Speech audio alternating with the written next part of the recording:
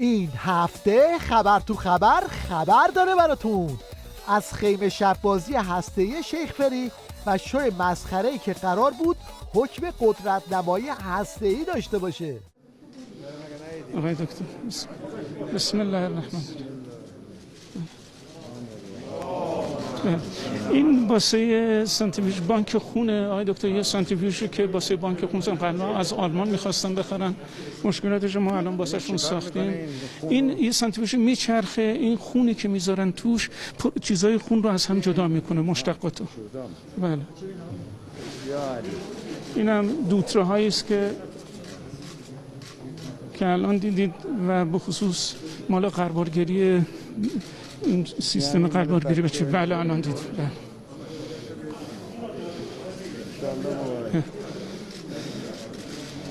اینم که مال رادیو داروهایی است که تازگی آمده. این لوتشیوم رادیو دارو، این درمان پروستات، سرطان پروستات. آقای دکتر الان داریم با دانشگاه شیراز و شهید بهشتی اینو داریم می‌کنیم، خوب کار. بله خیلی خوب عمل کرده تا حالا.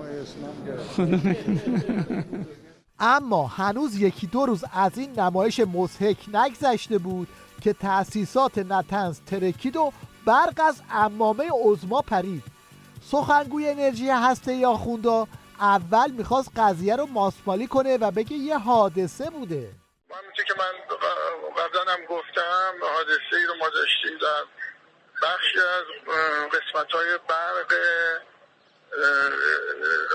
مجتمع شهید احمدی روشن، مجتمع بندیسازی. در اینجا در واقع برق قطع شده. خود این برق قطع شدن هنوز علتش رو نمیدونیم، باید ببینیم، بررسی بکنیم. البته ما خوشبختانه هیچ تلفات، صدماتی نداشتیم و هیچ آلودگی، هیچ مشکل خاصی هم نیست. اما قضیه به قدری بیخدار بود که همین سخنگو رو در وضعیت آشولاش آوردن جلوی دوربین تا از این قمپوزا در کنه. یقین هم دارم من انشالله که ما پیروز هستیم، هیچ تردیدی نکنن. 40 سال تجربه دیپلماتیک دارم، 8 سالم از تو این صنعت هستم، قطعاً ما انشالله پیروز هستیم. اینطور که پیداست خودشون هم نفهمیدن از کجا خوردن.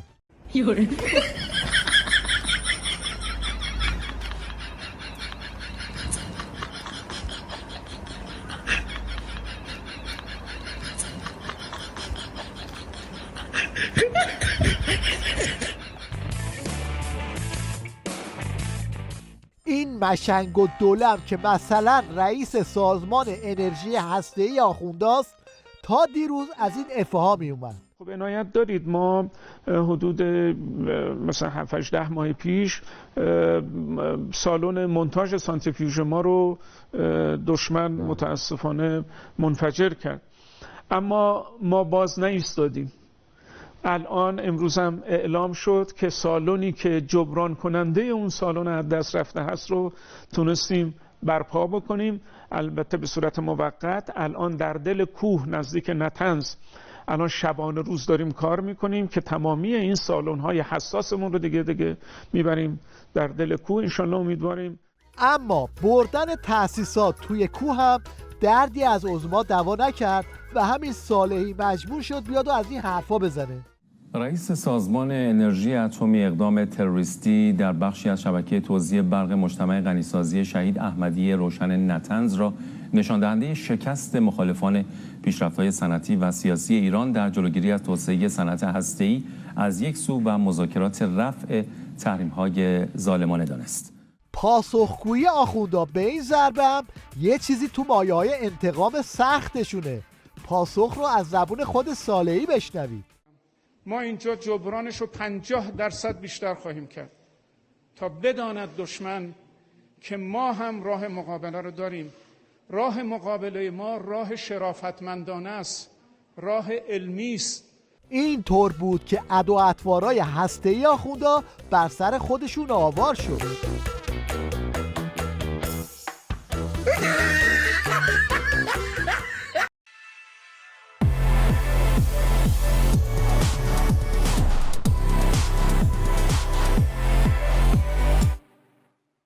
این وضعیت قاراشمیش در شرایطی اتفاق افتاد که شیخ فری داشت دلش رو برای برجام 2015 صابون میزد و چشمک و چراغی نمونده بود که به طرف حساباش نزنه. برای اجرای توبه آمریکا آمده توبه کنه. حلی من توبه داره میگه، آمده میگه آقا من میخوام توبه کنم. این هم جواب عظما به شیخ فری از زبون بوفالوی ولایت. شما پا میشید میرید وین، توی اتاقی میشینید با اروپایی‌ها مذاکره کنید، اتاق کناری هم نمایندگان امریکا میشینن. این اروپایی‌ها میرن تو اتاق نمایندگان امریکا، اونا بهشون دیکته میگن بیان با شما مذاکره کنن. بعدم با کمال وقاحت میگید آقا امریکا توبه کرد، مژده بادا که گربه عابد شد، عابد و زاهد و مسلمانا. بعدم منوش که توبه هم نکرد، همونی هم که گفته و زعه داده بود نکرد، انجام نداد. این کارشناس حکومتی هم اومده توی تیویریش تا آب پاکی رو روی دست خودش و همریشاش بریزه و بگه این تو بمیری از اون تو بمیری ها نیست. شما جای آمریکا اومدی با آقای خوشش مذاکره کنی، یه اسلحه روبروش گرفتی. تا زمانی که من این اسلحه را دست شما در نیارم، شما خودت اسلحه رو زمین میذاری؟ نمیگذاری که. آمریکاست، اخلاق مدار که نیست سیاست خارجش که بخواید بگید بر اساس دین یا اخلاق داره کار میکنه، که هدفش مشخصه چیه و قطع به یقین تا زمانی که شما حرکت نکنی این اسلحه را دستش در بیارید، او همچنان سعی میکنه تحریم رو نگه داره به صورت مؤثر. برای اینکه من و شما رو راضی بکنه خشاب سیتایی داره، یه گولم بسشه، 25 تاش هم ممکنه اصلا یه روزی بریزه دور، ولی میدونه هنوز این اسلحه به راحتی شلیک میکنه و میکشه. این یکی هم میگه زیاد به رفع تحریمات دلخوش نکنید. تو این اوضاع و احوال اگه تحریما هم رفع بشه اقتصاد نظام سرپا نخواهد شد.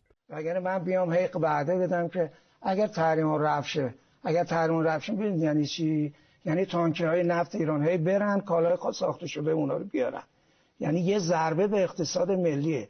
تاریخ اقتصاد ایران شاهده هر موقع نفت ایران به شدت صادراتش بالا رفت اقتصاد ضربه خود به جای گرفت. اونهایی که فکر میکنن با رفع تحریما نظام میتونه از مهلکه سرنگونی جون سالم به در ببره دچار اشتباه محاسبن. یه چیزی تو این مایه ها.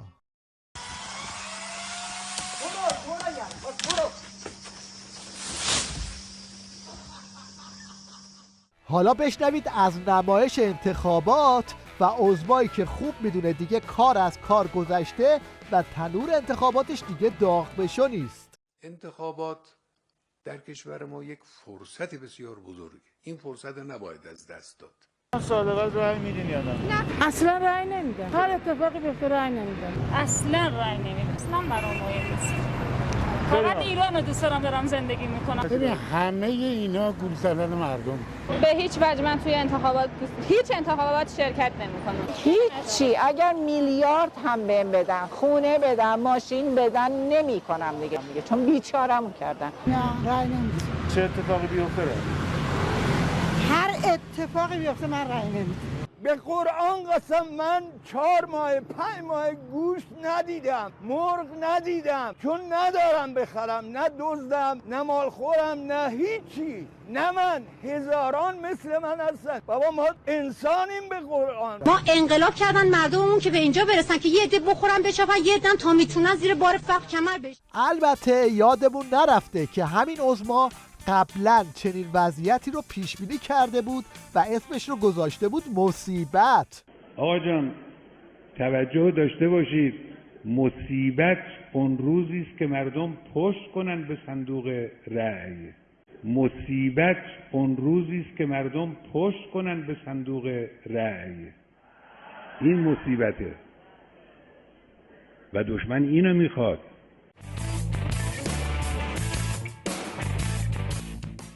مشنگستان این هفته رو با امام مشنگا شروع میکنیم که خودش از شارلاتان بازی خودش برای درست کردن رژیم آخوندی اینطوری پرده برداشت. این کلمه را گفتن که روحانیون شغلشون یک شغل بالاتر از این مسائل اجرایی است و اگر چنانچه اسلام پیروز بشد روحانیون میرن سراغ شغلهای خودشون. لکن وقتی که ما آمدیم و وارد در معرکه شدیم، دیدیم که اگر روحانیون را بگیم همه برید سراغ مسجدتون، این کشور به حلقوم امریکا یا شوروی میره. مسئله چیزی نیست که آقایون به ما بگن شما اون روز اونجوری گفتید. راسته ما اون روز خیال میکردیم که در این قشرهای تحصیل کرده و متدین و صاحب افکار افرادی هستند که بتوانند این مملکت را به اونجوری که خدا میخواد ببرند. بعضیشون هم خوب بودن لکن رأیشون با رأی ما مخالف بود. ما از حرفی که در مصاحبه ها گفتیم عدول کردیم. ما اینطور نیست که هر جا یک کلمه گفتیم و دیدیم مسائل اسلام، حالا ما آمدیم دیدیم اینجور نیست، اشتباه کرده بودیم، بگیم ما سر اشتباه خودمون باقی هستیم. ما دنبال مسائل اسلام هستیم. هر چی میخوان به ما بگن که کشور ملایان، حکومت آخوندی است و از این حرفایی که میزنن. حالا خمینی آخوندا رو آورد توی حکومت که چیکار کنن؟ آورد که بچاپن و غارت کنن و از این دروغا بگن. یعنی در مدت این 3.5 سال کالا به بوفور در اختیار مردم بوده. البته قیمت نامتعادل بوده، قیمت گران بوده، مردم در فشار بودن، این رو ما کاملا قبول داریم و روشن هست، اما در این حال نتونستند اقتصاد ما رو بشکنن. این هم یه توصیف مختصر و مفید درباره حرفای شیخ فری. یعنی خریت محض، نه خریت نسبی هم، نه خریت محض، یعنی خود خری، نه اینکه مثل خری. اصلا مصدری، معنی مصدری میده. خر بودن تویی، تجسم، اصلا خر رو تو حس گذاشتن اگه این کارو بکنی، یعنی تو بودی که خر از تو یاد گرفت خر شد. یادتونه عظما به اعضای استبل ولایت گفته بود که زیاد به پر و پای شیخ فری نپیچن؟ حالا این شما و یک عضو مجلس ولایت مدار. مردمم میگن، میدونی چی میگن آی رئیس جمهور؟ مردم میدونی چی میگن؟ مردم میگن که برادر رئیس جمهور دزده، برادر معاون اول دزده، دختر وزیر دزده، فلان وزیر دزده. یه چنین کسی اگر تو ادارات اجرایی خدایی نکرده تو همین شوراهای روستا میخواد تایید صلاحیت بشه، داداشش یه بس تریاک کشته باشه پدرش میسوزونین، اون وقت داداش رئیس جمهور دزده. رئیس جمهور واقعا چه حیا باید کنه؟ این چه وضع کشور و مملکته؟ نوچه های عظما هم فرصت رو مناسب دیدن و اینجوری از خجالت شیخ فری و دولتش در اومدن. وقت از مهمت و تلاشه، وقت از مهمت و تلاشه، سنگینیست که صد راه ماشه، ای فدای اون مدیر که ما نمیتراشه. وقتی شکاف تو بالای حاکمیت تبدیل به دره میشه، بازتابش تو کف خیابون چنین شعارهاییه.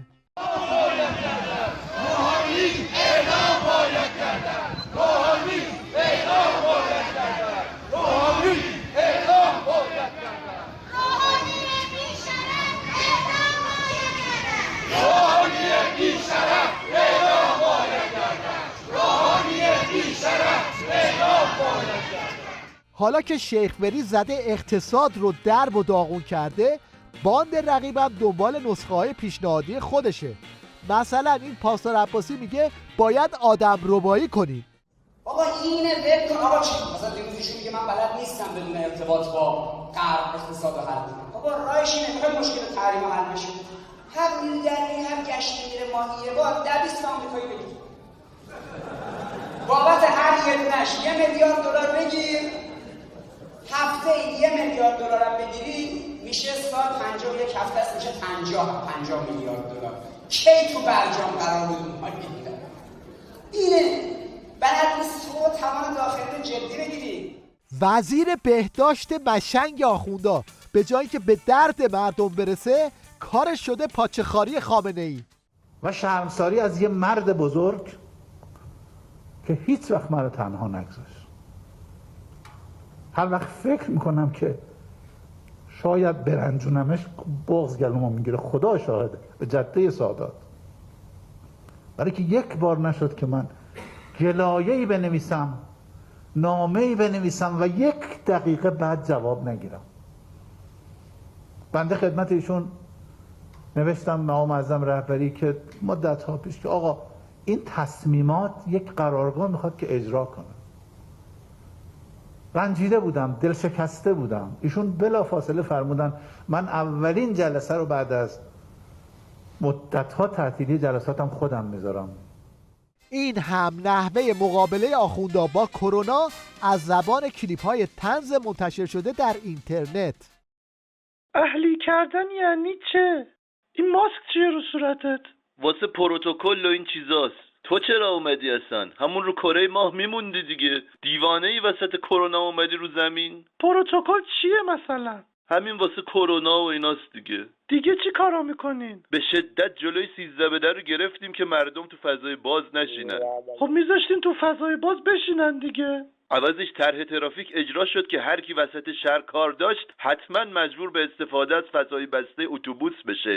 برعکس عمل میکنین که. نمیفهممتون. سینماها رو هم میخوایم باز کنیم. شما طرف قرارداد با ویروسه این؟ تازه در طول شب حق نداریم ماشین ببریم بیرون. چه ربطی به شب و روز داره؟ ویروس رو زمینگیر نکنیم با این طرحاتون. از اون طرف میتونیم به استانهای آبی سفر کنیم با وسایل نقلیه عمومی، تیک تو تیک. که چی بشه؟ که اونا هم زرد و نارنجی و قرمز بشن. قهوه‌ای نشین یه وقت. هموطن گرامی، دیدین باز تقصیر شماست؟ پیک 4 رو میزنیم به سلامتیه. پیک چیه؟ وارد پیک 4 کرونا شدیم. این مشنگی که در تصویر میبینید از دزدای شورای شهره. ادعا میکنه که همه پروتکل ها رو رعایت کرده، اما خودتون ببینید.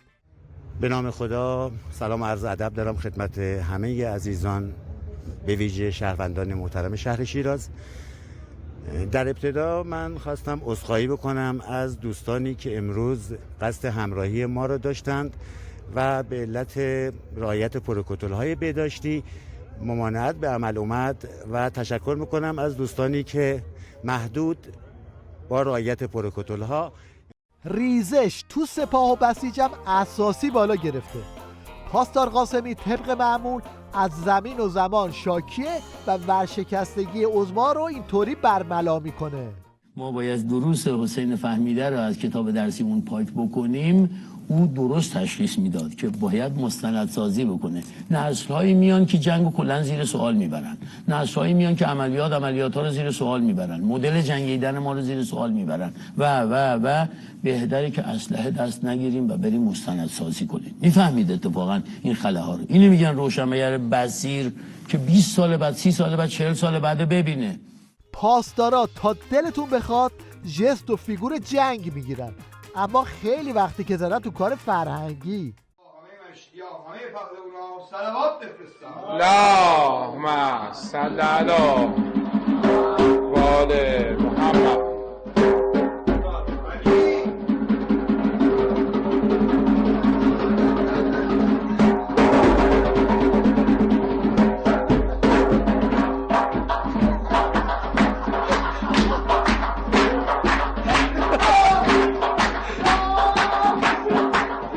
این هم یه نمونه از زیر علامت سوال بردن آموزش‌های نظام در کلاس آنلاین. حالا امام خمینی را به جامعه اسلامی رو بر عهده گرفت. حالا ولی فقیه کیست؟ ولی فقیه عالمی است که پیشوای امام رضا علیه السلام شد و این جامعه رو بر عهده داره، مثل سیاسی اجتماعی که جامعه اسلامی برای دستورات دینشون بر عهده دارد. مردم ارتباط با ولی فقیه یا دوران غیبت بودن که امام خمینی یا امام زمان عهد یا امام حسین علیه السلام بودن. یه نمونه دیگه از این زیر علامت سوال بردن ها رو هم اینجا ببینید. پاسدار سلیمانی همچنان سوژه جوک‌های اینترنتیه.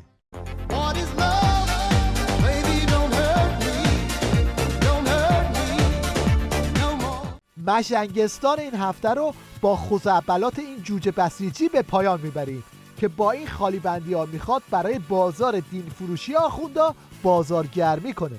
ابو هاشم جعفری کوفی میگه که من خدمت امام هادی بودم، میگه من این مدتی که خدمت حضرت هادی بودم همینطور آدم میومد میرفت با هر کدوم به یه زبونی حرف میزد. ما نمیفهم. بعد میگفتیم ما چی میگن اینا، مثلا مترجمی داشت میگفت آقا به زبون مادری ما حرف. یه روز من گفتم آقا چطور این کارو میکنی؟ یه حضرت لبخند میزد. بعد چند وقت گذشت یه روز من گفتش که برو از اون دل پشت سنگ بود، گفت یکیشو بشور برد بیار. میگه من با آب شستم بردم. گفت حضرت گذاشت دهن مبارکش. در آورد گذاشت دهن من. میگفت تا موقعی که زنده بودم 70 تا زبون رو فهمیدم بلدم. تا زنده بودم 70 تا زبون موقعی داره نقل میکنه دیگه. میگه تا الانی که مثلا زندم تا الان 70 تا رو فهمیدم. دیگه پیش نیومده ببینم بیشترش هم بلدم یا نه. یه به هر کی میرسه میفهمم چی میگه. اینطوره.